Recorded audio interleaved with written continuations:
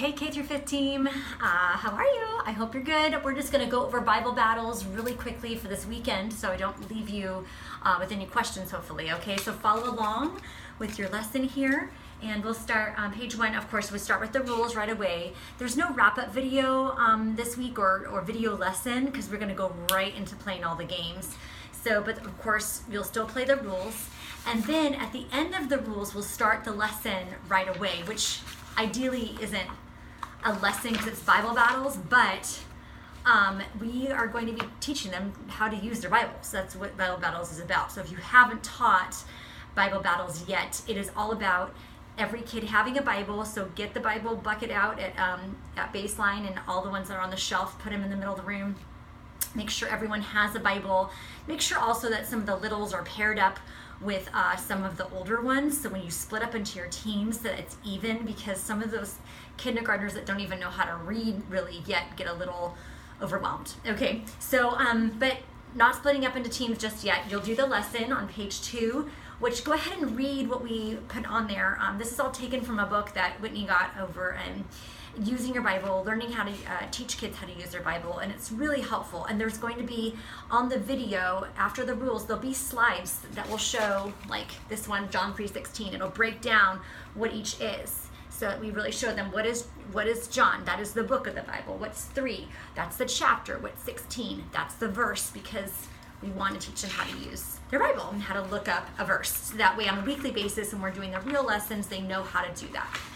Moving on to page 3, you'll have them look up a verse with you. So it'll show a verse, they'll look it up together. You can help them make sure everyone knows how to do that. And then after that, we go into Bible battles. So fun. So we'll break up into 3 teams. So your 3 mascots are Beaver, Owl, and Fox. And the first Bible battle game is Bible Battle Bingo. Very easy. You will be given 3 of these, okay, 1 for each team. It's a great, big, giant bingo board, and it says OT-NT, OT-NT, which of course is just scattered all over the board for Old Testament and New Testament. So it's really simple.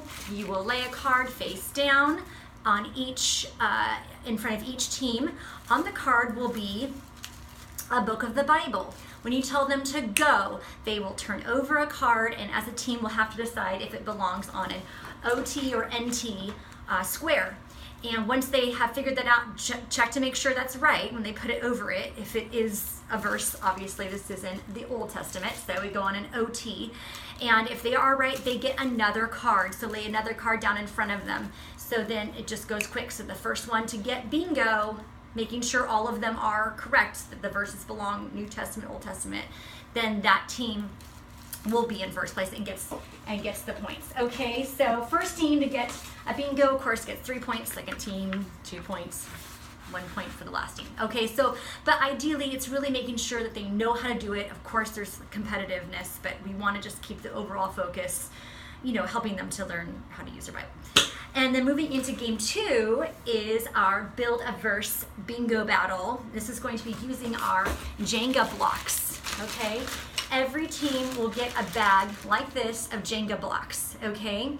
And they'll be set right in front of them, and then they'll be set a Bible verse flipped over right in front of their team as well, so they can't see it. When you say go, it is the same verse for everybody. They'll flip it over. It's Psalm 119, 105, which is, I know a different version of this, but mostly know the Amy Grant song, but thy word is a lamp unto my feet and a light to my path. And every single word of that verse is on a Jenga block. My is word light, whatever that may be. I attached a picture in this email of what it will look like, but what they're going to do is look up the verse. Once they find the verse, they're going to build the verse word by word with their blocks, okay? So put down the your word light, your word is a light. So basically they'll have like 14 blocks stacked up that will read the verse, okay? So it's teamwork, working together, and of course keeping it from falling over like a normal Jenga game. So that one will be really fun, I think, and a little tricky. 14 stacked together is a lot. Okay, and then moving on into, of course, the first team to build the verse of the words in the verse will get 3 points, second team, 2 points, last team 1 point. But making sure the last team does finish, because we, like I said, we want them to learn how to look up the verse and read it, put it all together. Okay, game 3 is a before and after Bible battle. So this is very simple. Use the same cards from the very first game, okay? Don't show them the cards. Pick one card without them seeing. So say it's the book of Hebrews, say. Okay, so what's going to happen is each team will go around each team, and the team gets to raise their hand and say, they'll say a book of the Bible using their Bibles. They'll say James, and you will say before or after. So make sure you have your Bible out too, your table of contents, so that you know if the book of Hebrews comes before or after James. So then you will say before or after for each verse, and so slowly they'll start to figure out which one it is. So say if you have the book of Psalms and someone says Genesis, you can say, oh, obviously it comes before Psalms, so you can say before.